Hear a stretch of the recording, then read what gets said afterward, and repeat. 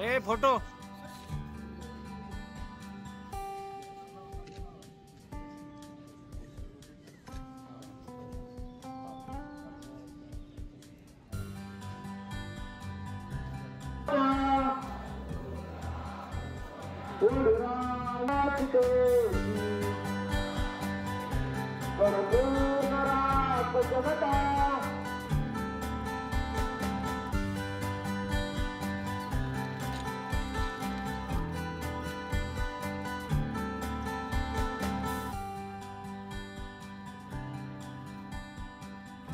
महाराजांच्या बलिदान स्थळी नतमस्तक झालात, राजे काय भावना व्यक्त करतात?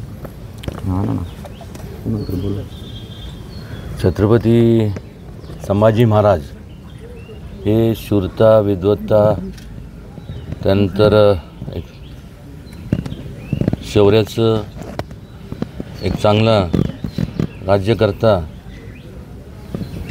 याचे एक ते प्रतीक होते. ते कधी कोणाला शरण गेले नाही, मरण पत्करलं पण शरण ते कधी गेले नाही. आणि अवघ्या 32व्या वर्षामध्ये एका बाजूला संपूर्ण राज्यकारभार हाताळताना दुसऱ्या बाजूला बुधभूषणसारखे अनेक ग्रंथ वेगवेगळ्या भाषेत त्यांनी लिहिले. खरोखर त्यांच्या तोडीचं या पृथ्वीवरती दुसरा कुठेही योद्धा झाला नाही. छत्रपती शिवाजी महाराजांचा आदर्श त्यांना लाभला. आणि जगावं कसं आणि तत्त्व कशाला म्हणतात हे आणि अनेक बरेच पैलू त्यांचे जे होते त्यातनं बरंच आपल्याला शिकायला मिळतं. सर्व धर्म समभावाची जी काय छत्रपती शिवाजी महाराजांची जी संकल्पना होती तीच त्यांनी संपूर्ण पुढे नेली. आजही त्यांच्या शूरता, वीरता जेव्हा आपण वाचन करतो किंवा त्याचं आठवण येते त्यावेळेस अक्षरशः अंगावर शहारे उभे राहतात. आणि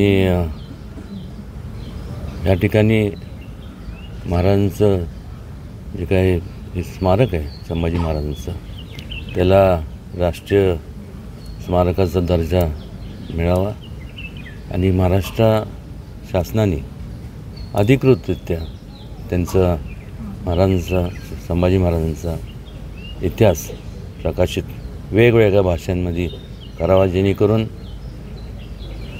केवळ महाराष्ट्रात नाही तर महाराष्ट्राच्या बाहेर देखील वेगवेगळ्या राज्यामध्ये, देशभरात, त्याचबरोबर परदेशातसुद्धा संपूर्ण ते पोचला पाहिजे.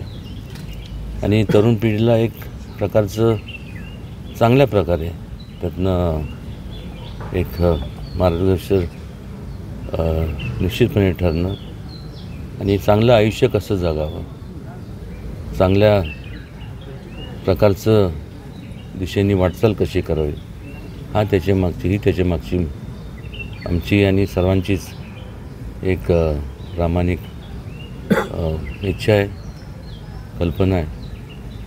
आज 335व्या महाराजांच्या पुण्यतिथी निमित्त या ठिकाणी आवर्जून उपस्थित असलेले सर्व आणि जे या समाधी स्थळावरती जे उपस्थित नाही पण सर्व त्यांचे भक्त या सगळ्यांच्या वतीने ही महाराजांना या पुण्यतिथीनिमित्त त्यांना संपूर्ण मानाचा मुजरा अर्पण करतो.